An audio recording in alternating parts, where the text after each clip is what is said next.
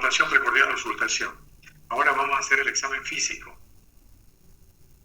A veces se palpa el chasquido de apertura mitral, el soplo diastólico. Estaba explicando de que los ruidos cardíacos se producen por el cierre de la válvula. ¿Sí? ¿Se ve? ¿Se ve en la pantalla? Sí, ya. Muy bien. Entonces, el chasquido es un ruido que se produce al abrirse la válvula. Quiere decir de que podríamos decir que el chasquido es patológico en relación a los ruidos cardíacos, ¿no? Que son al cierre. Este es en la abertura o en la apertura de la válvula. Chasquido de apertura mitral, que también se le llama clic de apertura. Y un soplo diastólico. Voy a ver si no se pasó. No. Ya, está bien. El soplo diastólico. Soplo diastólico. Tiene que verlo. Soplo diastólico de la estenosis. Auscultación. 3 signos básicos. Entonces, nosotros palpamos el precordio y podemos a veces sentir un chasquido o podemos sentir un frémito. Yo creo que saben qué es frémito, ¿no?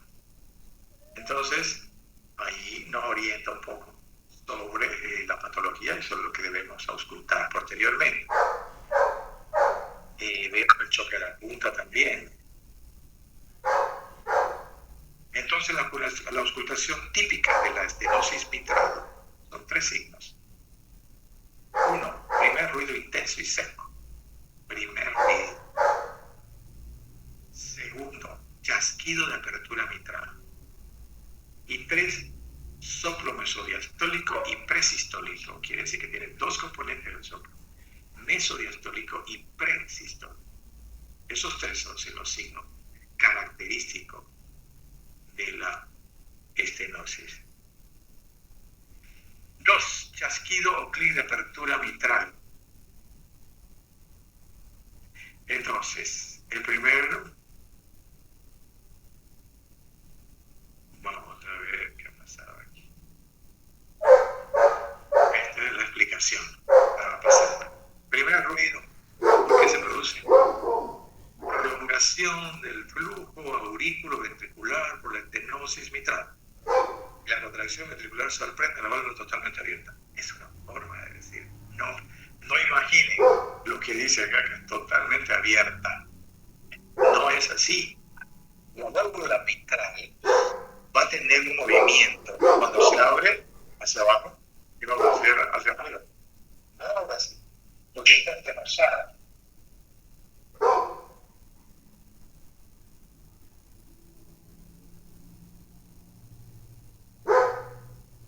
Entonces no imaginen esto que dice aquí, que sorprende a la válvula totalmente abierta. No está totalmente abierta, está mal visto. Sorprende a la válvula en una posición de abertura, pero no está abierta. ¿Por qué? No está totalmente abierta porque hay estenosis. Pero está hacia abajo, por la presión de la aurícula, está hacia el ventrículo que tiene menor presión. Entonces baja así. Y cuando la válvula se cierra, sube así. Entonces vibra al bajar y vibra al subir. Entonces, ese es el chasquido de apertura. Primer ruido intenso y seco. La válvula se cerró. Para que sea primer ruido tiene que ser cierre. La válvula se cerró. Estenosada, se cerró. Prolongación del flujo auriculo-ventricular, estenosis mitral, la contracción ventricular sorprende a la válvula totalmente abierta. Entonces la válvula está aquí. Está abierta teóricamente. Abierta. Entonces, en lo que el ventrículo se va a contraer, viene la contracción isovolumétrica, ¿no? Empieza a contraerse, las válvulas se cierran. ¿Ya? Primer ruido intenso y seco. Luego, si la válvula es muy rígida y calcificada, el ruido está apagado o si hubiera insuficiencia mitral asociada. Quiere decir va a ser en un momento donde la válvula va a estar, digamos, en fase moderada, no tan severa. Porque si fuera muy severa y si estuviera calcificada ya no tiene movimiento. Por consiguiente, no va a haber ni chasquido ni el ruido intenso y seco deseado. También si hay insuficiencia mitral importante, ya no va a haber, porque la presión que va a ejercer de abajo la sangre hacia la válvula se va a escapar por la insuficiencia mitral. Segundo, chasquido o clic de apertura mitral. Es breve y seco y de alta vibración. Se oye después del segundo ruido. Claro. El primer ruido se cerró la válvula, se abrió la aorta, ¿no?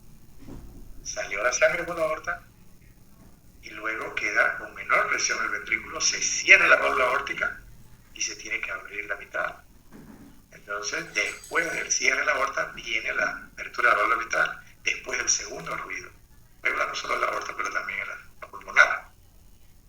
En breve, es breve y seco y de alta vibración, se oye después del segundo ruido. La mayoría de las estenosis más o menos puras y no calcificadas se debe a vibración de la válvula en su detención brusca y repentina de la válvula mitral esclerosada.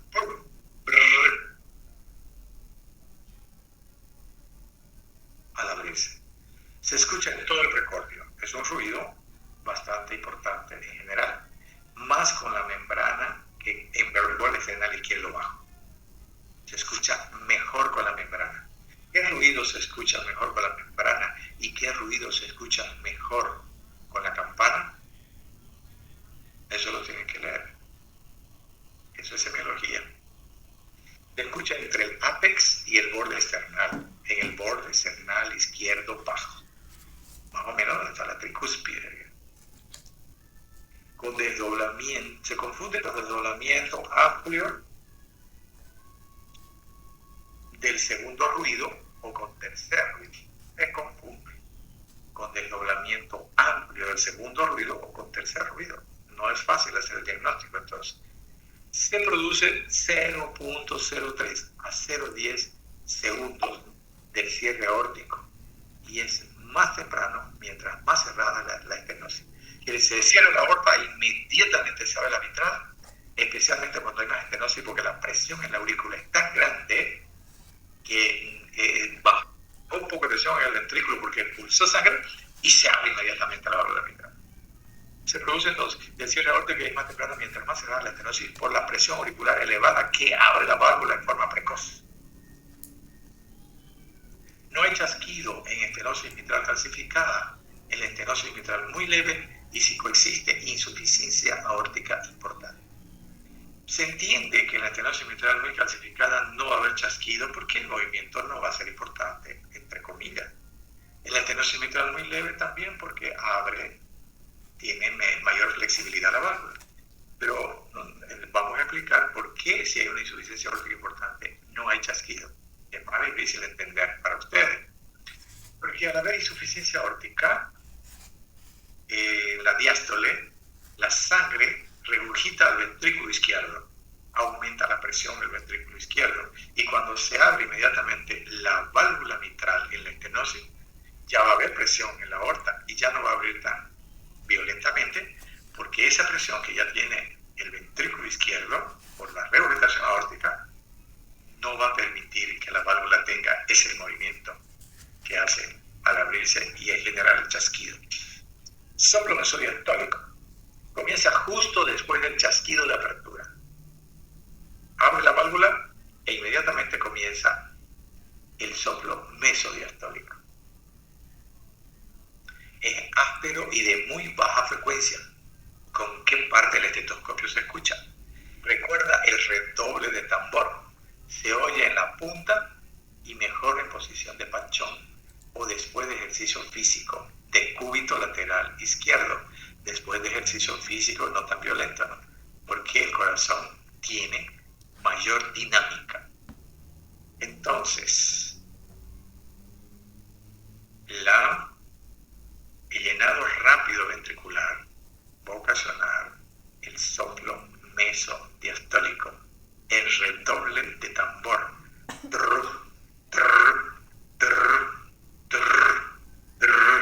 Eso que hace el tambor así. Esa es la onomatopeya, ¿no? Porque uno tiene que tener en la cabeza esa onomatopeya para poder, al auscultar, compararla con la que uno conoce. La intensidad del soplo no tiene relación con el grado de estenosis, pero sí su duración. La intensidad del soplo no es un factor para decir, uy, tiene una estenosis importantísima.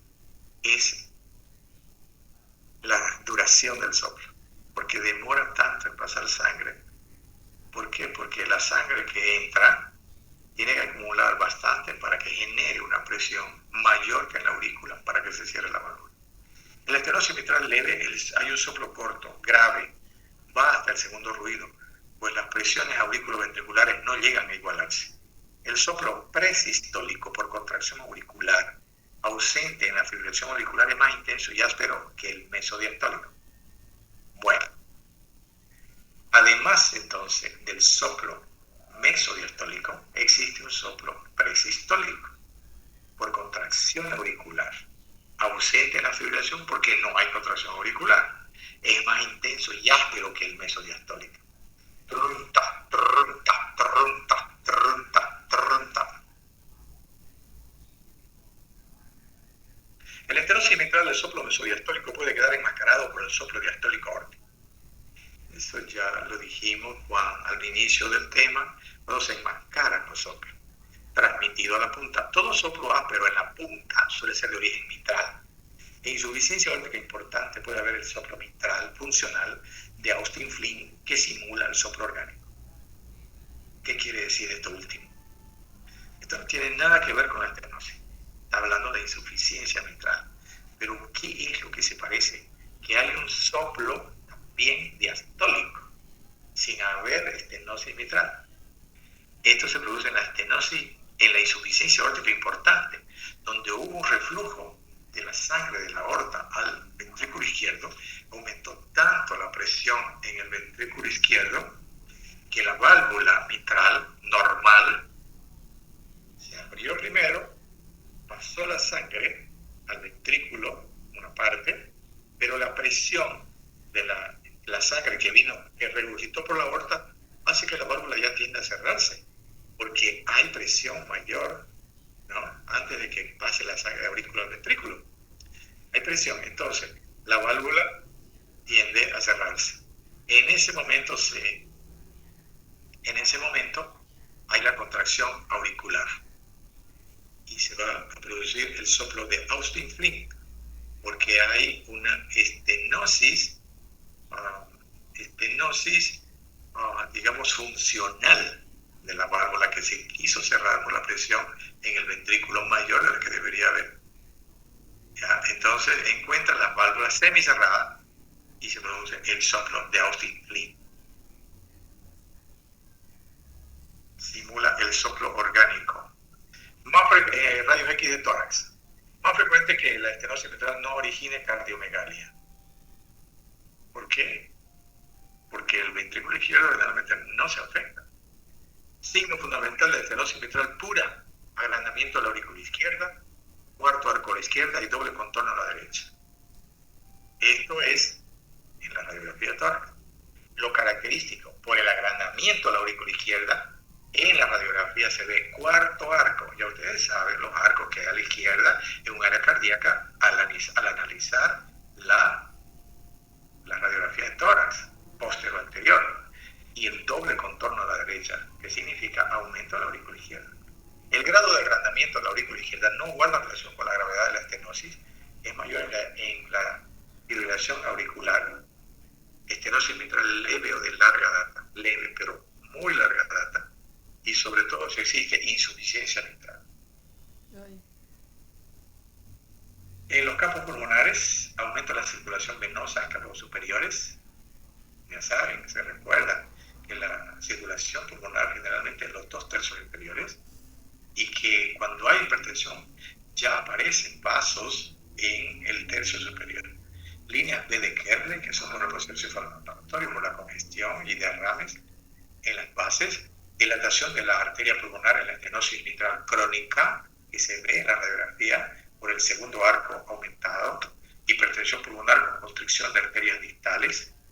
Eso ya es más difícil de ver. El electrocardiograma, si no hay fibrilación auricular, hay dilatación de la aurícula izquierda, hay en la estenosis mitral moderada y severa, hay una onda P de más de 0,12 de duración eléctrico auricular a la izquierda, y la hipertrofia derecha denota hipertensión pulmonar. Bueno, explicando. Si no hay fibrilación, porque si hay fibrilación no hay onda P. Si no hay fibrilación, la onda P va a ser alargada. Y se recuerda cuando vimos electro. Onda P sube, desciende un poco y vuelve a subir. Y se alarga por la despolarización de la aurícula derecha y de la aurícula izquierda. Esa se llama P mitral o P en lomo de camello, más de 3 cuadritos. Y el eje es a la izquierda. El eje no importa tanto, en este caso más importa el ventrículo izquierdo, pero como hay una sobrecarga importante, mayor en la aurícula izquierda, el eje es para la izquierda, porque es parecido al eje del ventrículo. La hipertrofia derecha denota hipertensión pulmonar. Cuando hay hipertrofia en el lado derecho, en el ventrículo derecho, quiere decir el eje eléctrico se va a ir para la derecha, porque hay hipertrofia del ventrículo derecho. Entonces las paredes van a tener mayor flujo eléctrico hacia la derecha.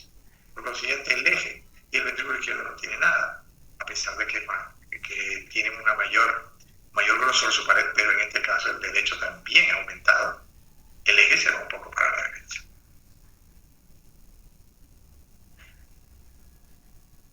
Muy bien. Luego del examen, como ya dijimos, en cardiología tenemos que pedir laboratorio, tenemos que pedir electrocardiograma y radiografía, ya vimos. Y en este caso también se pide el ecocardiograma. El ecocardiograma nos va a mostrar el grado de la estenosis, las presiones en ventrículo, las presiones en aurícula izquierda, la dilatación de la aurícula izquierda, el flujo de sangre de aurícula a ventrículo y el volumen de eyección, la fracción de eyección, el grosor de las paredes del ventrículo derecho si está hipertrofiado, y también el reflujo, la válvula tricúspide, si hay insuficiencia tricúspide en una etapa avanzada de la estenosis mitral con insuficiencia cardíaca. Tratamiento. Es difícil el tratamiento en la estenosis mitral. ¿Por qué? Porque con medicación no se puede cambiar mucho. ¿Qué es lo que solamente podemos hacer? Si no hay fibrilación auricular, vamos a tratar de descongestionar el pulmón y la circulación venosa con diuréticos. ¿Ya? Si hay fibrilación auricular, hay que disminuir la frecuencia cardíaca lo más que se pueda, porque la fibrilación va a empeorar el cuadro, va a haber una insuficiencia más grave. Entonces, le damos quizás un beta bloqueador y le damos diuréticos y le damos, si no hay fibrilación todavía, le damos aspirina. Si hay fibrilación, le vamos a dar anticoagulante. Y el tratamiento, pues, tiene que ser definitivamente un recambio valvular. Recambio valvular por una prótesis. Una prótesis que, dependiendo de la edad y dependiendo del estado de la persona, tendría que ser, si es más joven, una válvula biológica, porque no necesita anticoagulación y va a tomar menos cantidad de medicamento. Y con eso, pues, la válvula va a durar 10 a 15 años. A veces hay necesidad de otro recambio valvular. El gran problema es que hay que operar antes de que haya hipertensión pulmonar irreversible, porque si no, si se opera, ese ventrículo no va a tener la capacidad, porque va a estar dilatado, de enviar sangre hacia el lado izquierdo por la hipertensión pulmonar. Entonces hay que dar también medicamentos para la hipertensión pulmonar. Uno de los más comunes actualmente es sildenafil o el tadalafilo, que se lo conoce más comúnmente como Viagra, hombres y mujeres, ¿no? O sea, es por la hipertensión pulmonar, para disminuir la presión del pulmón y que el flujo de sangre pase al lado izquierdo. Eso sería todo en relación a la estenosis mitral. Laura Albornoz quiere preguntar algo. No. ¿Alguien quiere preguntar?